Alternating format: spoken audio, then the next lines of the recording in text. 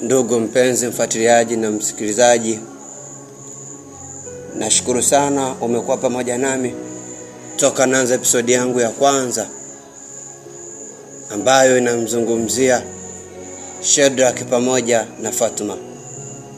Bado tunazidi kusonga mbele. Kama nakumbuka, tunaishia pale ambapo Shadrack ameona Fatuma amefika nyumbani kwake pasipo kuelekezwa kwamba ndio hapo nyumbani kwa Shadrack. Shadrack anasema wakati amebaki anatubua macho asijue ni nini afanye, amfukuze Fatuma au amkaribishe au afanyeje. Alichokiona cha kushangaza, alishangaa kuona Fatuma anakuja direct mpaka alipokaa Shadrack. Shadrack anasema pale pale hofu ikaniingia, hofu ikatawala humo ndani. Nikaona nyumba ndogo kumbe kubwa, wakati siku zote nilikuwa naona ni kubwa mpaka kero. Lakini siku hiyo baada ya kumwona Fatuma amekuja nyumbani kwangu bila kumwelekeza, na wakati hata mtaani kwangu hawamjui, nilishangaa sana kumwona Fatuma ameingia nyumbani kwangu. Ghafla Fatuma akanisogelea akaniambia, rafiki yangu kipenzi, nimekuja sasa. Juzi uliniomba namba yangu ya simu, hatukubahatika kupeana hizo namba, lakini leo sijaja kwa ajili ya kupeana namba, ila nimekuja leo nikufurahishe, nikuondolee msongo wa mawazo ulionao. Shadrack kwa kuachia tabasamu, lakini tabasamu ndani yake lilikuwa limeambatana na uoga na asielewe nini afanye. Kweli? Yeah, kweli. I'm serious? Yeah. I'm okay? Yeah. Fatuma kamuuliza Shadrack, I'm okay? Shadrack akajibu, ndio, niko salama kabisa, niko sawa. Fatuma kamuuliza, mbona kijasho chembamba? Ama hujapenda ujio wangu hapa? Kumbe wanavozungumza vile, Fatuma anaandaa kombora lake, ampige Shadrack azime, amchukue kule, ampeleke kule kuzimu, ili yule bibi yake na yule Fatuma ambaye yuko kuzimu amuue kabisa, wapate damu ya Shadrack. Kwa sababu siku ya kwanza Fatuma anaagizwa kwenda kutafuta mtu wa kumtoa kafara. Aliagizwa atafute mtu mwenye jina ambalo linaanzwa na S. Fatuma wakati anaandaa ile kombora akashangaa anadondoka chini. Shadrack akajiuliza, huyu vipi, mbona amedondoka? Mara pale naye Shadrack asielewe nini kimetokea. Akashangaa miguu ya Fatuma inabadilika, inakuwa nyoka si nyoka, mbuzi si mbuzi. Kuona vile akataamaki, akajiuliza swali la kwanza, huyu mtu alivyokuja nani kamuona? Na wakijua kwamba huyu mtu yuko hapa na amebadilika hivi itakuwaje? Pale Shadrack akadondoka chini naye akapoteza fahamu pale. Alipodondoka Fatuma naye wale kuzimu akapata taarifa, ikabidi waje kumchukua Fatuma. Walivyokuja kumchukua, Shadrack anashtuka yuko kitandani kwake, na wakati anadondoka chini alikuwa sebreni. Akajiuliza, hapa nimefikaje kitandani kwangu?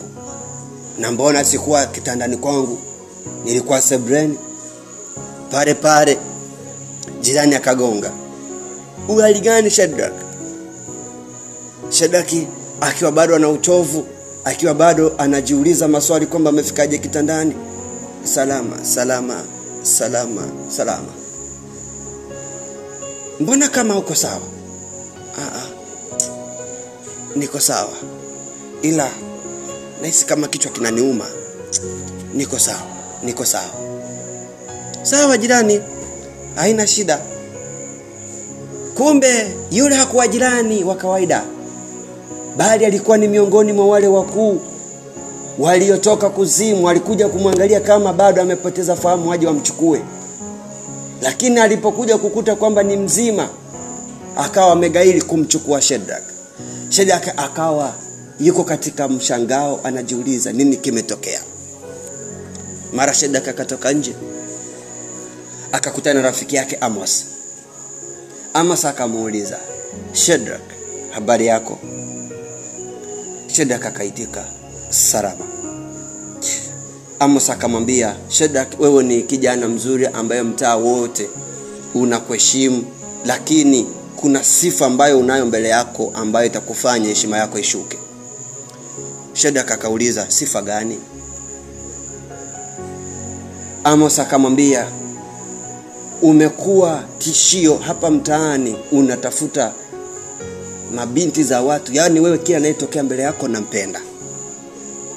Shadrach akasema, umejuaje? Amos akamwambia, si kwamba nimejuaje, na hivi sasa tunavyozungumza mimi na wewe umetokewa na jaribu zito sana. Ilo jaribu naweza nikakwambia kwamba lilikuwa ni jaribu gani. Kumbe Amos hakuwa mtu wa kawaida, alikuwa ni mwanadini, alikuwa amemshika Mungu wake vizuri. Simulizi kufundisha wewe ambaye ni mwanadini na unaamini Mungu yupo na anakupigania kila siku. Taka sana kuwa na macho ya kiroho ili uweze kuona mambo hata yale ambayo yalikuwa hayajakufikia. Amos akasema, jaribu gani ambalo limekupata mpaka kashindwa kunyanyuka mpaka unakajikuta umelala kitandani alafu wakati ulikuwa umelala sebuleni? Shadrach akasema, sijui. Amos akamwambia, fanyavyo umrudie Mungu wako kikamilifu, na hizo tabia ulizonazo uziache. Shadrach kutokana alikuwa bado na wenge, akapandisha hasira para akasema, Amos, wewe ni mtu ambaye nakuheshimu sana. Naomba kuanzia leo usinifuatilie na mambo yangu, kwa sababu mimi mambo yangu huwa sihitaji mtu aingilie. Ndio maana hata nikiwa naenda kutafuta wanawake huwa sitakagi mtu anisindikize. Basi Amos akaondoka zake. Alipoondoka akafika mtaa wa pili, akaendelea na shughuli zake. Huko Shadrach akawa anapita pita zake mtaani. Mara message ikaingia, ile ya kwanza. Mariamu akajitambulisha tena, hali gani Shadrach? Hivi sasa niko nyumbani, nimekumisi, tunaweza tukachati? Shadrach akajibu, bila shaka. Akamjibu message, wewe ni nani? Shadrach akamjibu, Mariamu, wewe ni nani? Mariamu akaitika, mimi ni Mariamu, natokea Bagamoyo.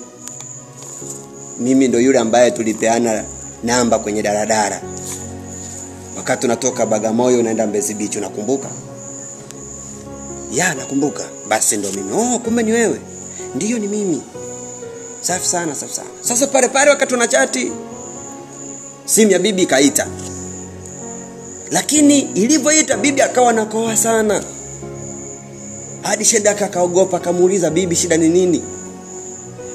Bibi akamwambia, mwanangu, nilikwambia usiendekeze wanawake. Hivi sasa ninavyokoa chanzo ni wewe. Kwa nini bibi unasema hivyo? Akasema, vita ilikuwa ni nzito sana. Kama singelikuwa ni mimi sasa hivi ungekuwa marehemu. Hivyo nilikuja nikakupigania, ulikaribia kufa. Kwa sababu mwanamke ambaye umempata si mwanamke wa kawaida, yule ni jini.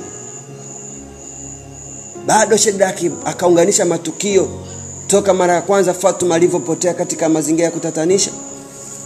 Vile akakumbuka jinsi alivyokuja pale nyumbani bila kuelekezwa, lakini bado kulingana yeye ni binadamu akawa jamini kwamba yule kweli Fatuma si mtu wa kawaida.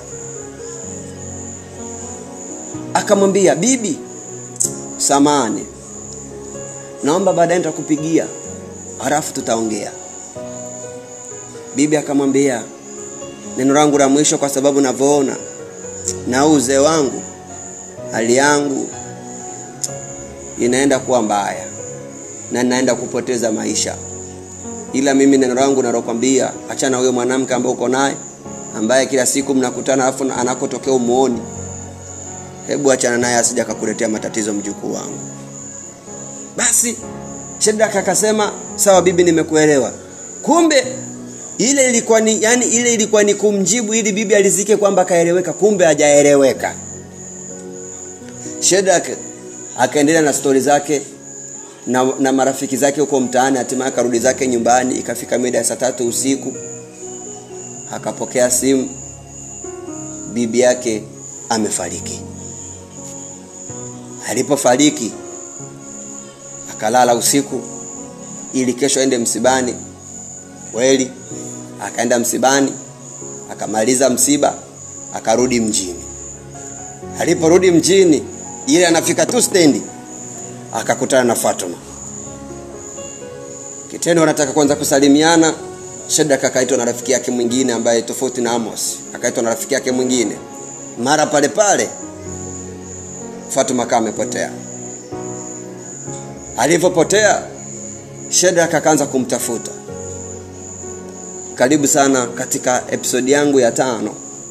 Twende tukaangalie Shadraka alivyomtafuta Fatuma. Alimpata? Na kama alimpata, aliongea naye nini?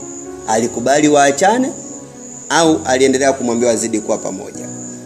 Na kukumbusha tena, naitwa Uncle Father.